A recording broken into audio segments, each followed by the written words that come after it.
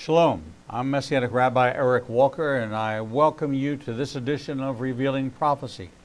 Each week we connect the dots of the news from around the globe with biblical prophecy and talk about what was, what is, and what is to come. The monologue is our original work, and all other articles are used giving credit to their respective sources.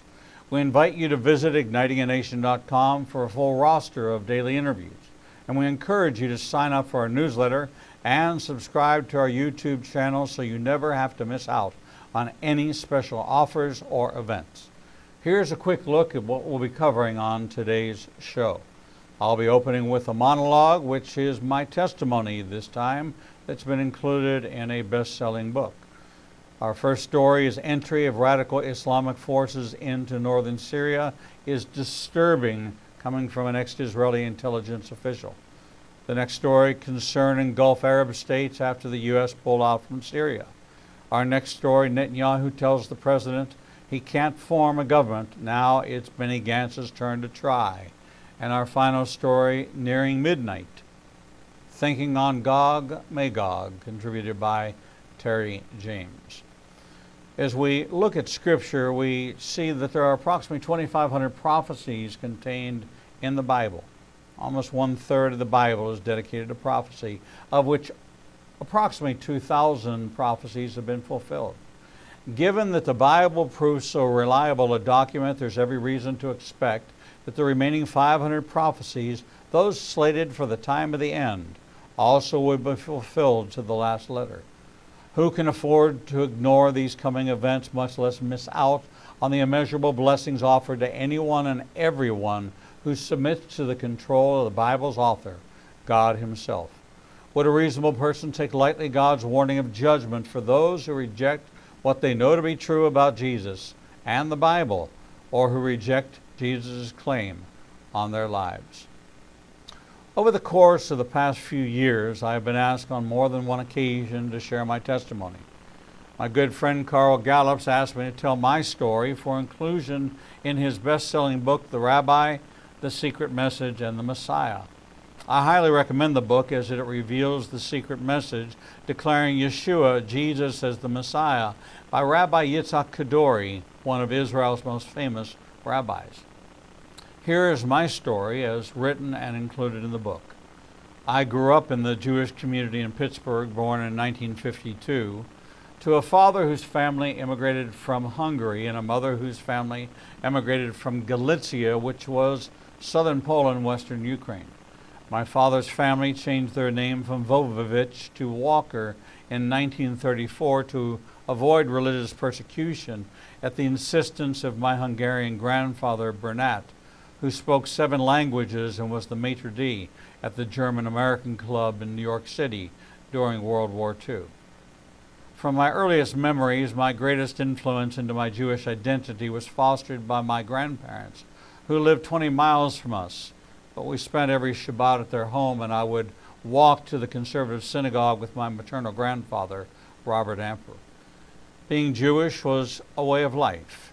We lived in the Jewish community, our friends were Jewish, and our family, grandparents, aunts, uncles, and my own brothers and sisters belonged to the Jewish Country Club.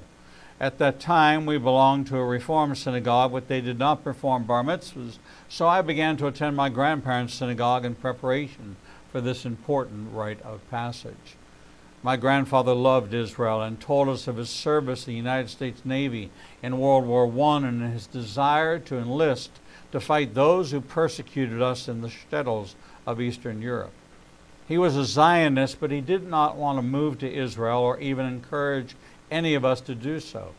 His position was clearly that if all American Jews moved to Israel, who would be left to raise money in support of the new Jewish state?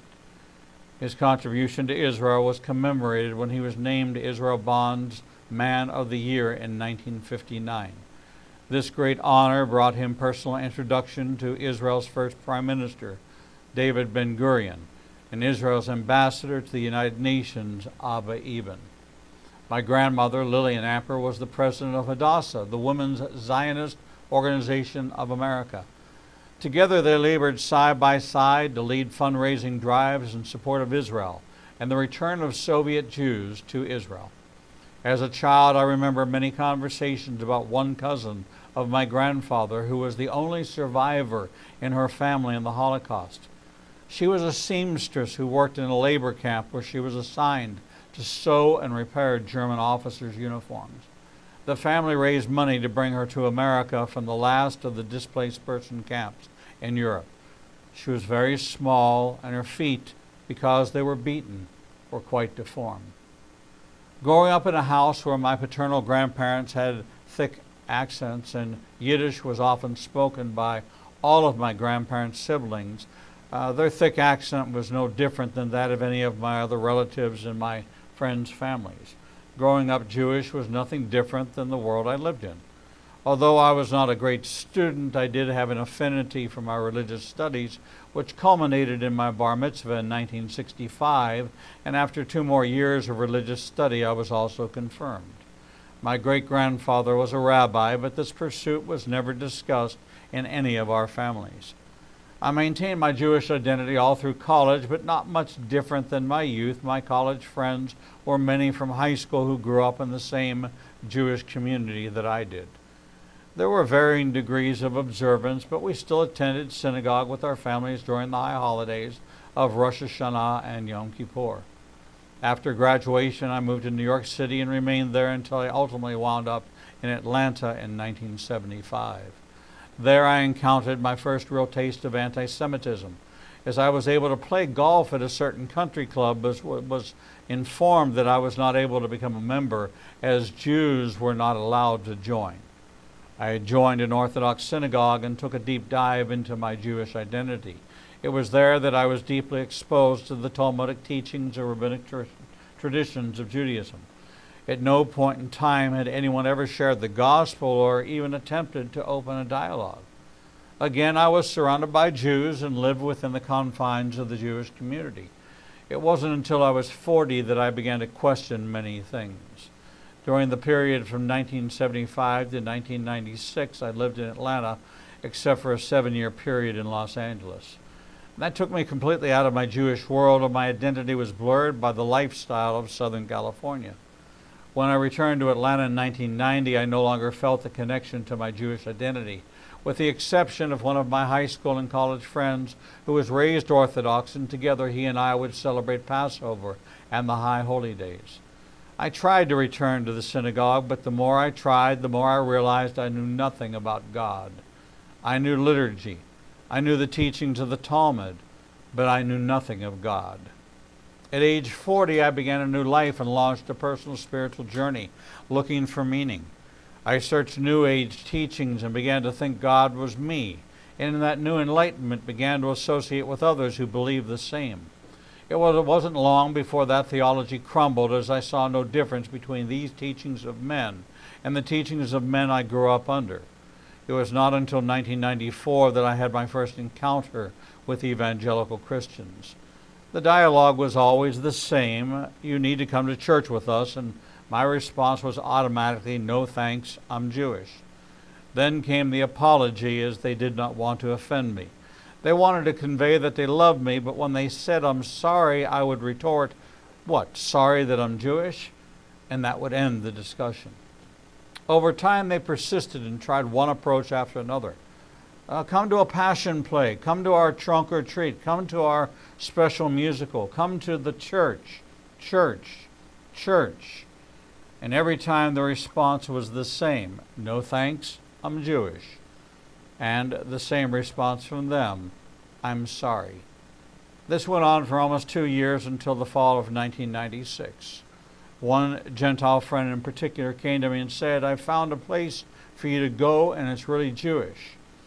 To be quite candid, that flipped a switch in me, and I blasted them, saying, what do you know about being Jewish? What do you know about being part of the most persecuted people in the entire world for the last 5,000 years?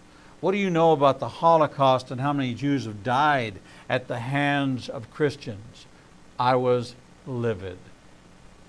But they were intentional in their approach and told me the place they wanted me to go was not a church. It was a synagogue, and they had a rabbi. Something softened in me when I heard those words, but I still resisted. Unbeknownst to them, I began calling in. The most loving, caring Gentile woman was the secretary and loved talking to me and answering every question I had. Finally, I relented, and these friends said they would take me on a Friday night and we would set the date. I began to ponder the whole scenario and began to ask myself, why do I need a Gentile to take me to a place to show me it was really Jewish? I woke up on a Saturday morning in December and decided I would just go by myself. I entered the Messianic Synagogue at 10:45 as I knew the service began at 11 a.m. I was immediately greeted by a man who, by my standards, was clearly Jewish. We spoke briefly and immediately brought the rabbi to meet me. The lobby was small and I could see into the congregation and noticed a very familiar setting. There were many in attendance wearing the traditional prayer shawl, the tallit and skull cap, the kippah, and I could clearly see the pulpit and the ark behind it. Everything seemed kosher to me. The rabbi greeted me and ushered me into his office, where we proceeded to talk about my Jewish upbringing, my Torah and Talmudic studies, and I glanced at the clock and saw that it was well past 11 o'clock when the service was scheduled to start. I mentioned this and he replied, "They can start without me. It's more important that I speak with you right now."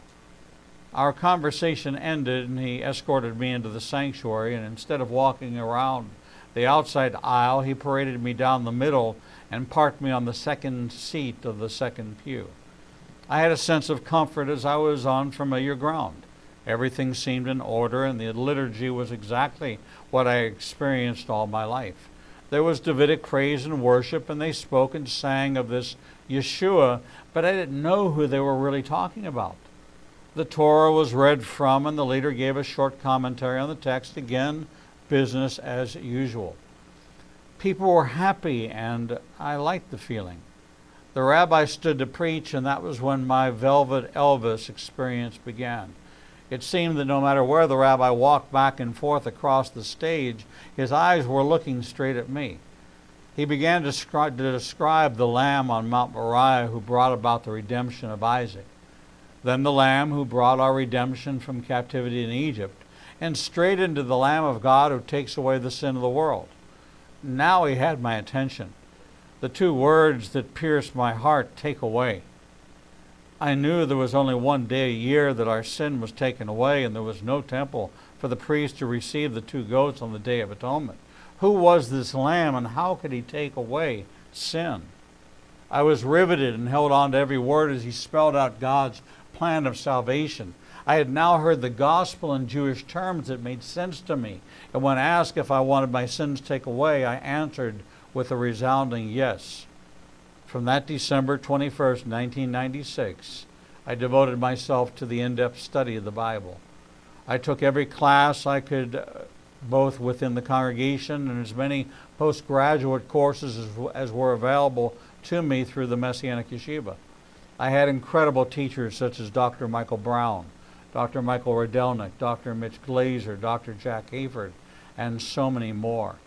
The more I studied, the more on fire I became, and it wasn't long before I realized the heart of the Jewish Bible. Isaiah 53 had been omitted my entire traditional Jewish life. It was there in the Bible I used as a young man in synagogue. It was certainly never read in or as a part of the Haftorah readings of the prophets under any of the rabbinical systems.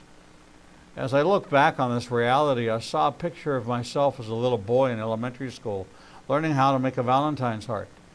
You'd take a piece of red paper and fold it in half and cut a curve in the fold. Out would pop a heart-shaped cutout.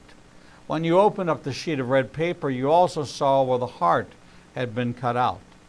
This is exactly what had been done to my people for thousands of years. Now, 23 years later, I see two different aspects of the prophecies of Isaiah in complete context of the life and times of Isaiah.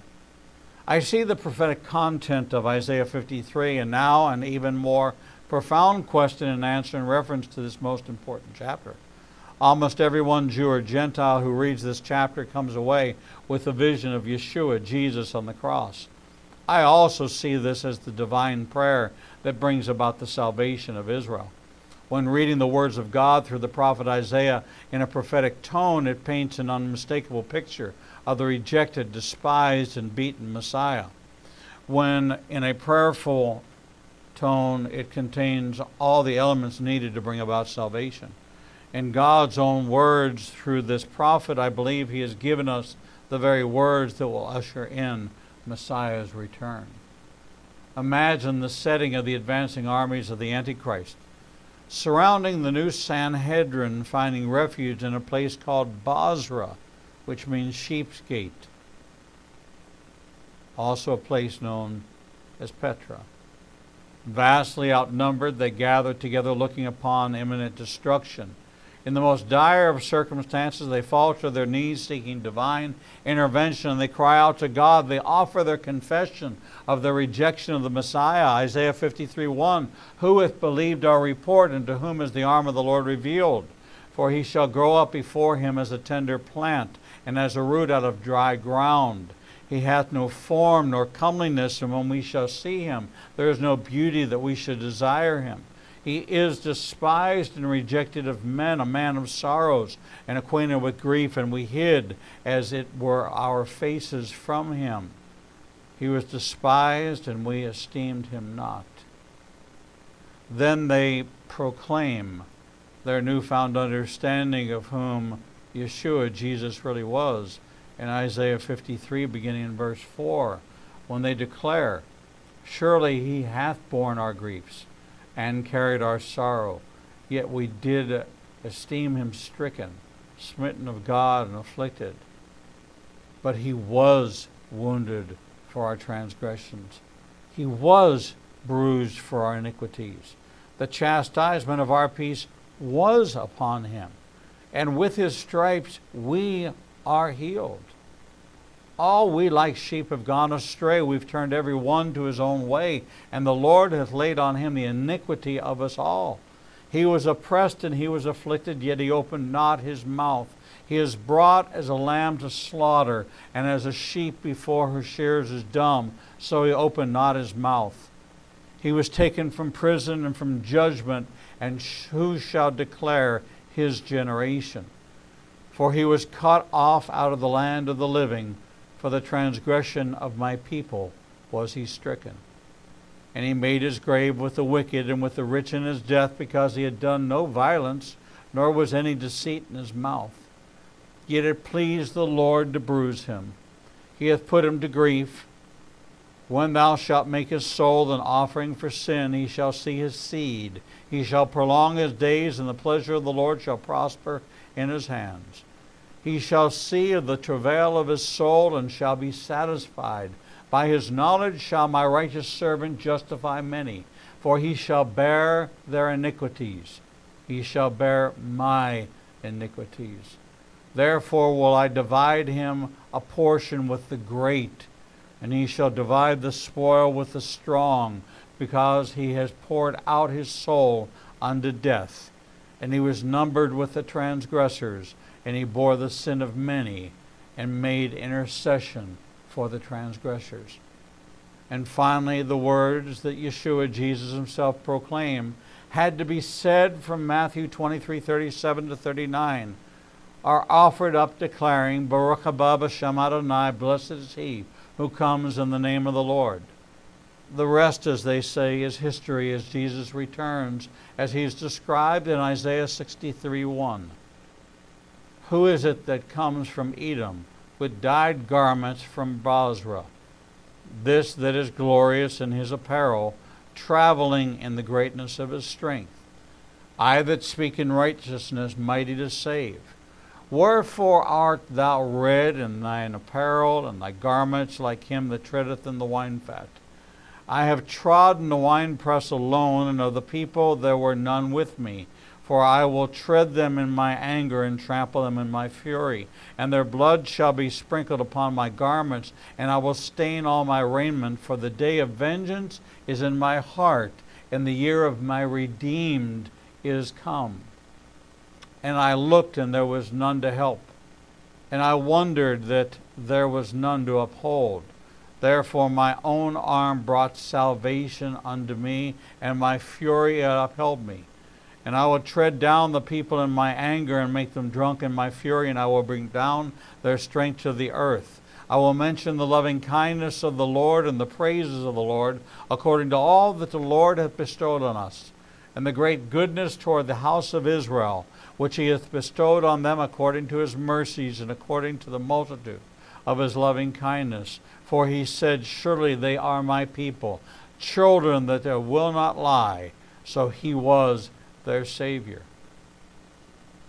This is my story, steeped in tradition and in prophecy, declaring to the four corners of the earth that Yeshua Jesus was and is the promised Jewish Messiah. It was just 23 years ago that I said yes to Yeshua. In that time, God has moved mountains and my life has radically changed. That is the impact of the transformation that takes place when this Jew was born anew.